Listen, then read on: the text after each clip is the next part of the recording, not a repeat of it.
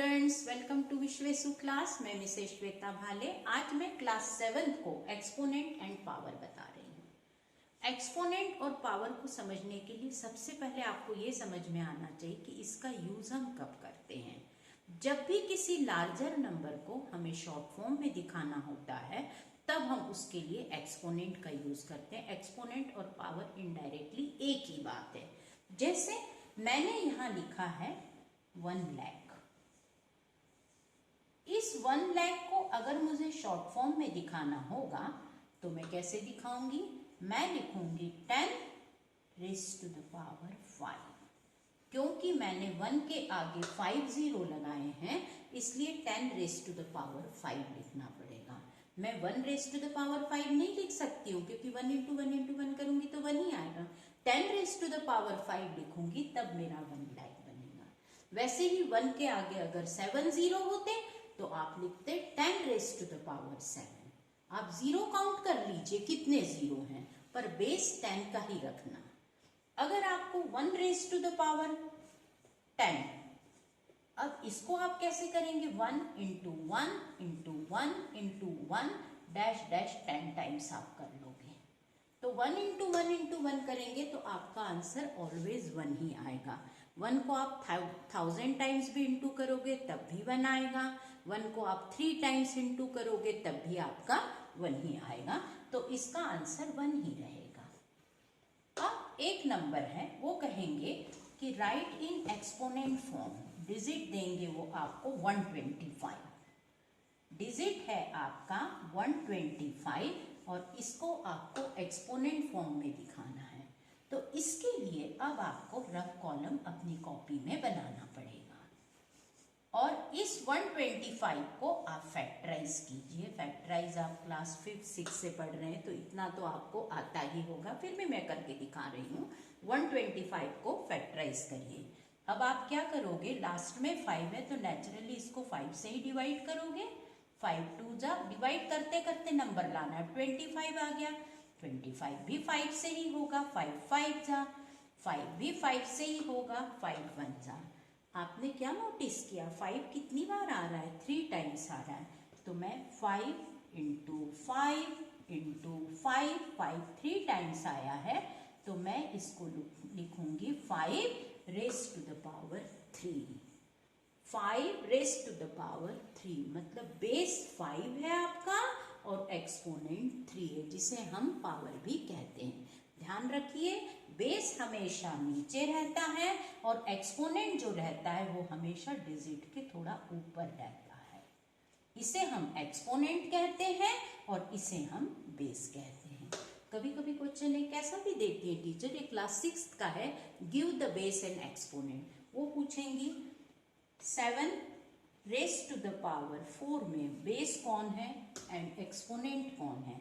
तो base is 7 and exponent is 4। ध्यान रखिए, एक्सपोनेंट हमेशा डिजिट के ऊपर लिखा जाता है और बेस हमेशा नीचे लिखा जाता है।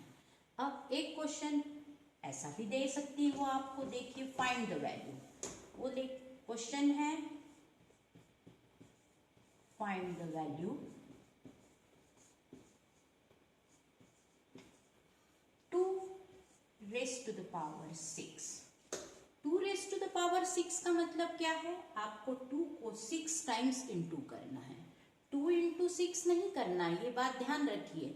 2 की पावर 6 है तो 2 को आपको 6 टाइम्स इंटू उनको करके दिखाना पड़ेगा। कैसे करेंगे आप? 2 into 2 into 2 into 2 into 2 into 2, ये 6 टाइम्स किया तो कितना आया? 2 2 जा 4, 4 2 जा 8, 8 2 जा 16, 16 2 जा 32, 32 2 जा 64। तो आपका आंसर बनेगा 64। 2 इज बेस, 6 इज एक्सपोनेंट। तो जब भी 2 रेज़ टू द पावर 6 या कोई भी डिजिट हो, जैसे 3 रेज़ टू द पावर 3 लिखा रहेगा तो इसका मतलब है 3 को आपको कितनी बार इंटू करना है? 3 टाइम्स करना है। और इंटू का आंसर क्या आएगा? 3 3 जा 9, 9 3 जा 27। ये ध्यान रखिए, जब भी किसी डिजिट की पावर दी जाती है जैसे 3 रेज़ टू द पावर 3 मतलब 3 को आपको 3 टाइम्स इंटू करके दिखाना पड़ेगा फाइंड द वैल्यू में। यहाँ दिया है 2 रेज टू द पावर 6, मतलब 2 को आपको 6 टाइम्स मल्टीप्लाई करना पड़ेगा। तो 2 इंटू 2 आपको करके दिखाना पड़ेगा 6 टाइम, और उसका आंसर कितना आता है वो भी शो करके आपको बताना पड़ेगा। तो उसका आंसर आया आपका 64। इसी टाइप के और भी क्वेश्चन टीचर देंगी। अब एक क्वेश्चन वो देंगी कंपेयर करने के लिए, कंपेयर करने के लिए, या पुट द करेक्ट साइन ऐसा भी देती हैं कभी कभी टीचर। क्वेश्चन लिख देती पुट द करेक्ट साइन,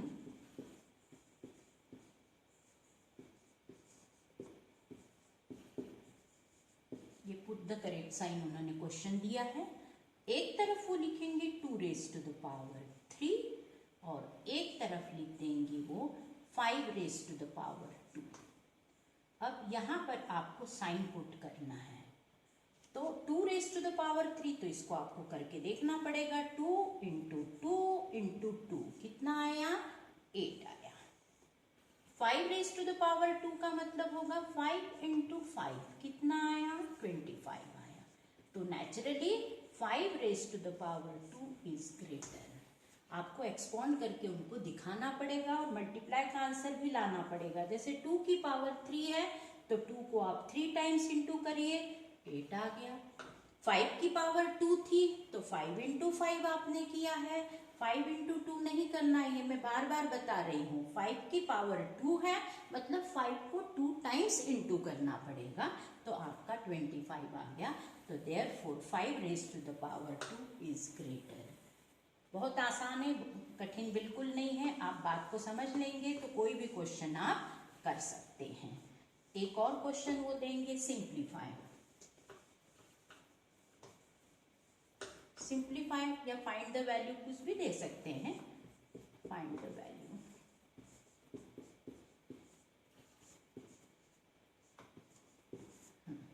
वो देंगे 1 raise to the power 3 into 5 raise to the power 2। ये एक ऐसा क्वेश्चन वो आपको देंगे। 1 रेज टू द पावर 3 का मतलब क्या है? 1 को आपके कितनी बार इंटू करना है? 3 बार। पहले कर लीजिए, 1 इंटू 1 इंटू 1 कर लिया आपने।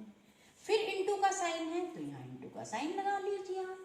5 रेज टू द पावर 2 दे रहा है, मतलब 5 को कितनी बार इंटू कर लोगे आप? 2 टाइम्स। अब इन सबको आपस में इंटू कर लीजिए। 1 इंटू 1 इंटू 1 करोगे तो 1 ही रहेगा, और 5 5 जा 25, और 25 1 जा 25। तो आपका आंसर क्या बना इसका? 25। ऐसे आपको करना है, आसान है। इसके बाद इसमें आगे जाके लॉ लगते हैं, वो कब लगेंगे वो मैं आपको अगले वीडियो में बताऊंगी। एक और क्वेश्चन में इसमें आपको समझाती हूँ, वो भी आप देखिए। वो एक क्वेश्चन कहेंगे राइट इन एक्सपोनेंट फॉर्म। जैसे मैंने 125 का दिया है, वहाँ यहाँ पर वो आपको एक नंबर दे देंगे, जैसे है 256। इसको आपको एक्सपोनेंट फॉर्म में दिखाना है, मतलब शॉर्ट फॉर्म में करके दिखाना है। तो आपको इसके लिए भी जैसे आपने 125 को फैक्टराइज किया था, वैसे ही 256 को भी आपको फैक्टराइज करना पड़ेगा। वो कैसे करेंगे आप? यहाँ पर 256 लिख लीजिए, ये काम आपको रफ में करना पड़ेगा। 256 इवन नंबर है, तो नेचुरली आप इसको 2 से डिवाइड करना शुरू करिए। प्राइम फैक्टराइजेशन बोल रहा है, मतलब प्राइम नंबर ही आना चाहिए इस रो में। 2 से ही करेंगे, 2 इज ऑल्सो प्राइम नंबर। 2 1 जा 2 2 जा 2 8 जा। फिर से लास्ट में 8 आ गया है तो मैं इसको 2 से कर दूंगी, 64। लास्ट में 4 आ गया है, फिर अगेन मैं इसको 2 से ही करूंगी, 32। फिर से 2 आ गया है, फिर से मैं 2 से कर दूंगी, 16। फिर 8। उसके बाद में फिर मैं इसको करूंगी 2 से ही, क्योंकि 2 से ही हो जाएगा। 4 जा 2, और ये अगेन 2 1 जा 2। आप नोटिस कीजिए 2 कितनी बार आया है? 1 2 3 4 5 6 7 8। 2 8 टाइम्स आया है। तो अब आप इसको क्या करेंगे? यहाँ लिखेंगे 2 इंटू 2 इंटू 2 इंटू 2, ऐसा 8 टाइम्स आपको लिखना है। ये लिखा आपने। लिखने के बाद में आप क्या नोटिस कर रहे हैं, 2 कितनी बार आया है, 8 टाइम्स आया है। तो इसे एक्सपोनेंट फॉर्म में आप कैसे लिखोगे, 2 को तो आप ब्रैकेट में रख लीजिए और की पावर हो जाएगी 8। तो इसको आप कैसे पढ़ेंगे, 2 रेज़ टू द पावर 8। तो चलिए आज के इस वीडियो में मैंने आपको इतना समझाया है, इसकी प्रैक्टिस आप जरूर कीजिए। अगले वीडियो में मैं इससे रिलेटेड आपको लॉ समझाऊंगी कैसे किए जाएंगे। Thank you.